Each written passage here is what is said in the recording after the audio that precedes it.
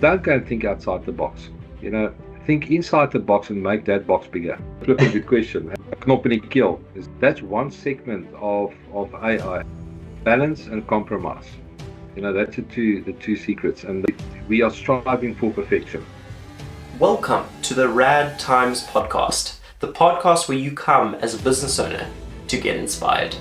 Our goal is to help business owners across South Africa get inspired, get motivated by sharing the stories of other business owners across South Africa, regular business owners like you and I who've built a business that they're proud of. Now, my first guest is none other than Sakkie Stolz. Now, Sakkie started in Johannesburg, grew up there, and quickly got into the insurance space. Now, for most of you know, the insurance space is not one we think of when we think of customer service and of happy customers, just because of the nature of the industry. And yet Sakkie has somehow managed to build a team surrounded by what he calls servant leadership.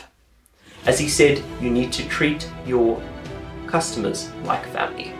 And in our podcast today, we go into that, as well as everything of how he got there, his tips, his nuggets, even how you manage being a business owner and marriage. So if this sounds interesting to you, make sure you watch it and share it with someone who could also be inspired by this podcast with Sakkie Stolz. Make sure you subscribe to the Rad Times podcast. Now, with no further ado, let's get into the first episode of Rad Times. Okay.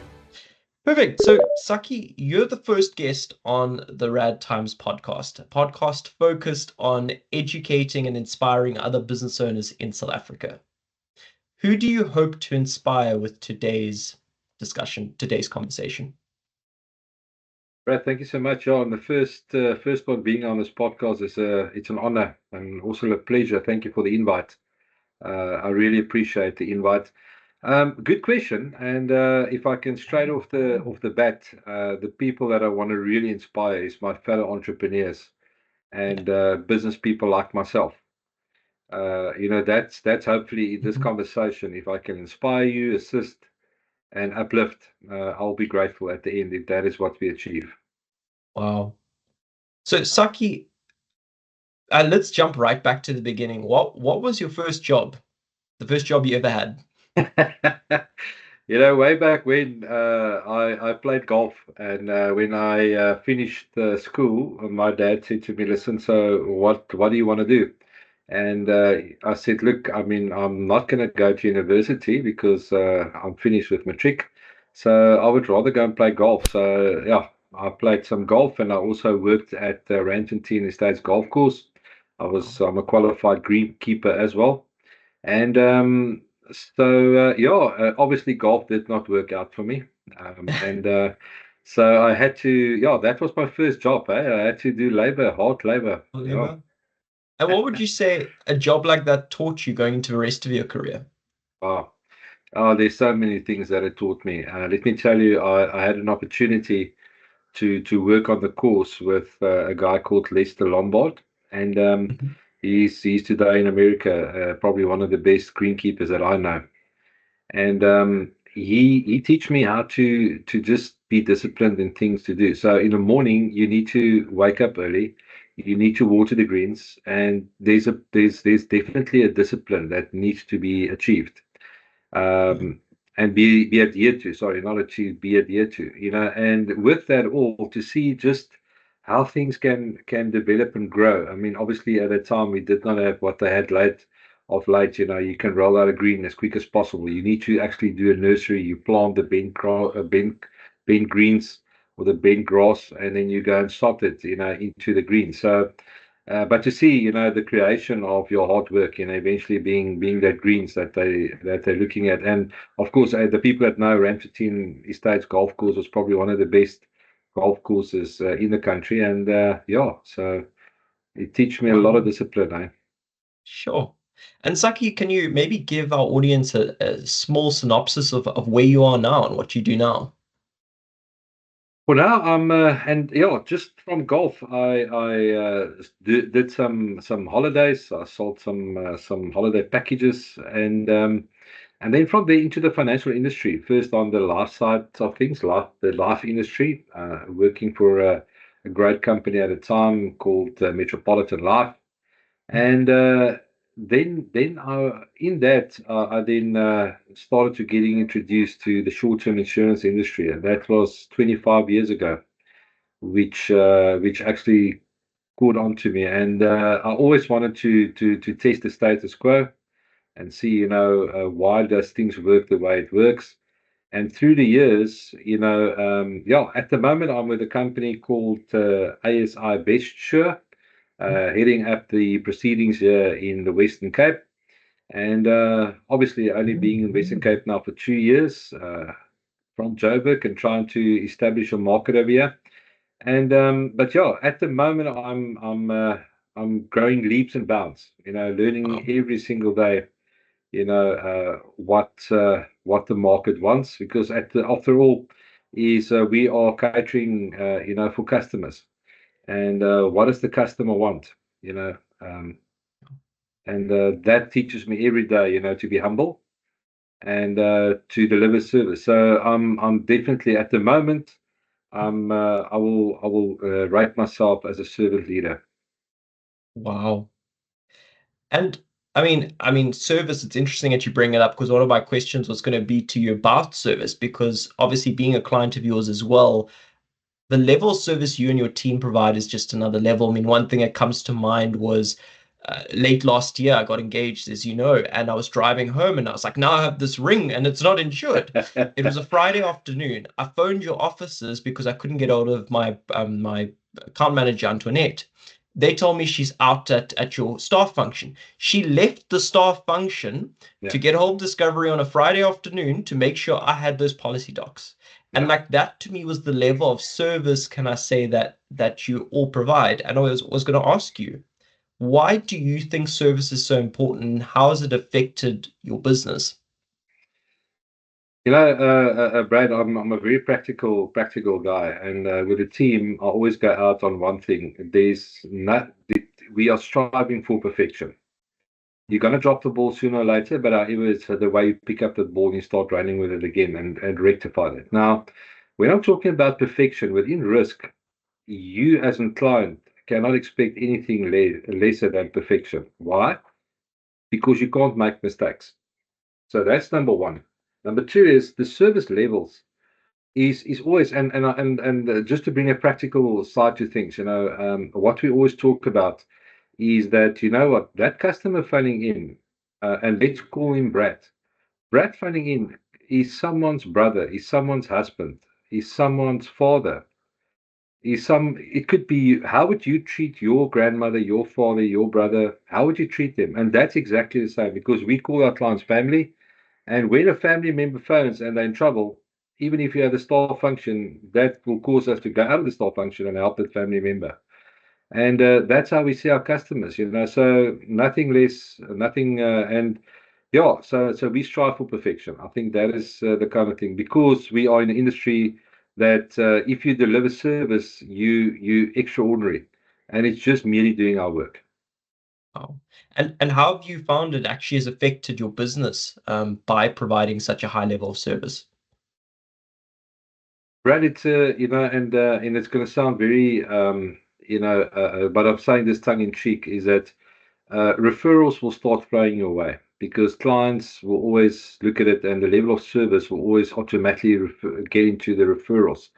So if you deliver a good service or a good product, the obviously is that the people start referring their friends and family too, because I mean, let's face it, people talk around the fire, people Yeah. talk at functions, and and we hopefully we call it our ambassadors. So we would like that client to be an ambassador. So when he talks about ASI Besha at a function, you must say to them that, listen, this is probably the best service that we have received. And then most likely the client will say, but listen, I need to get to them, I need to call them. So that is what we strive for. So the service is actually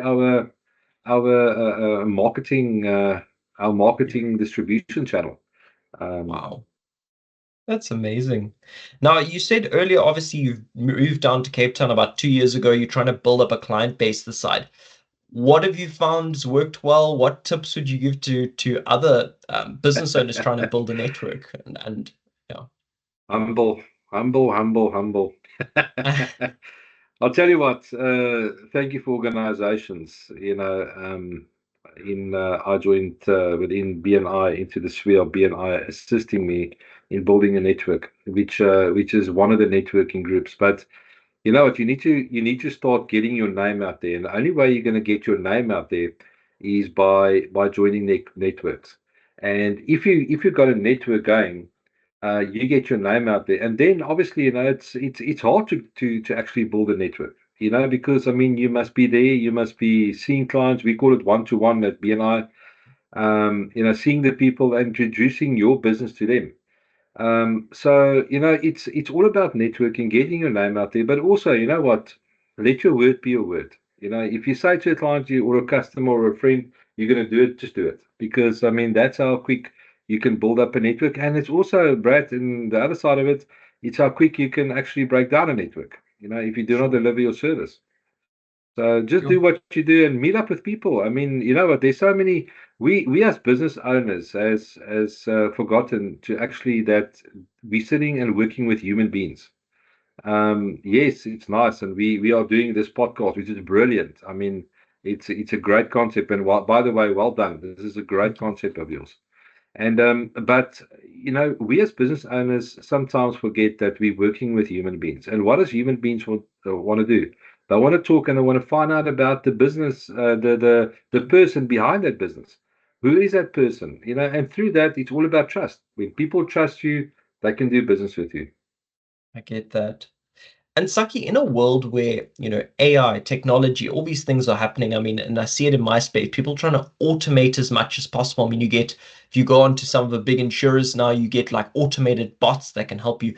How have you seen it affected? And in your business, are you, can I say, trying to use it, or are you still trying to focus on a personal approach?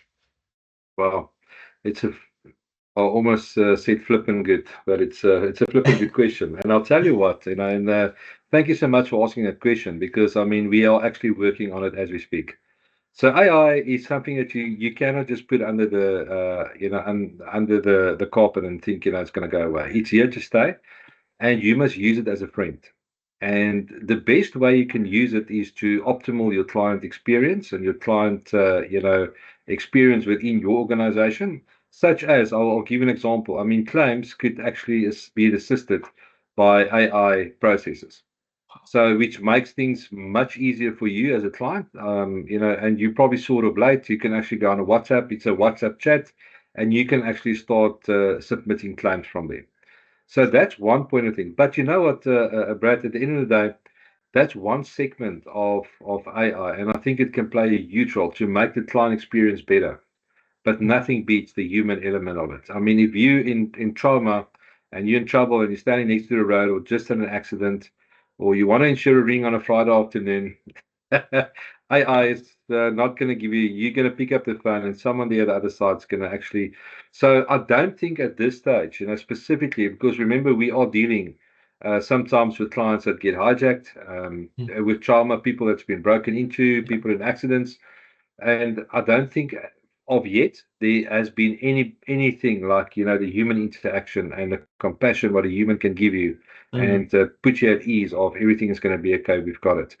Hence, that's what the role of a broker is. Eh? It's a Yeah. person that you've got on speed dial. If you phone me on a Sunday afternoon, funny enough, geezers do burst on funny times. Saturday mornings at 5 o'clock, a geezer burst. Sunday evenings, just before the inmate movie, or just after the inmate movie, a geezer will burst. And then the person doesn't want to know, listen, I'm watching the inmate movie. He wants to know that someone's going to be there, or at least just have someone answering the phone. And I think that's the human interaction. So AI has got a huge role to play. And I think we need to adapt to that, but also the human element will also play a role. Huge. Yeah, I guess nobody wants to be on the side of a road and then phone and be like, can't understand you, please repeat. Yeah, Oh, exactly. Yeah, that's going to be difficult. um, That's going to. sure. Saki, what would you say is the hardest lesson you've learned over your career, especially in the insurance industry? You know what? And I always say this, and it's one of those questions that actually, sometimes I actually get a knop in the keel is the, I don't Yeah. know what is the English side of things, Kick in but the bum. there we go. So, and when I'm looking at, we dealing with customers, I see things go wrong, on specifically on claims. Not so much on our side, but with my colleagues and my fellow members, or that's serving clients in the same industry, just with different companies.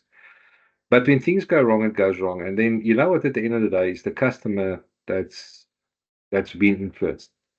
Now we are sitting with the client's assets, and we protecting. He's trusting us with his assets, and you must do it as if it's your own assets. How would you protect your own assets? And if you do not do it that way, then rethink and go and look at your heart if you are still in the industry and should be serving clients, because then you should not be there. Because you're most likely going to give advice based on an income and not based on what the advice should be for the client. Because the most satisfaction that I got is when I see a client's claim get paid out and I see the client is satisfied that he's been put back into the same position that what he was.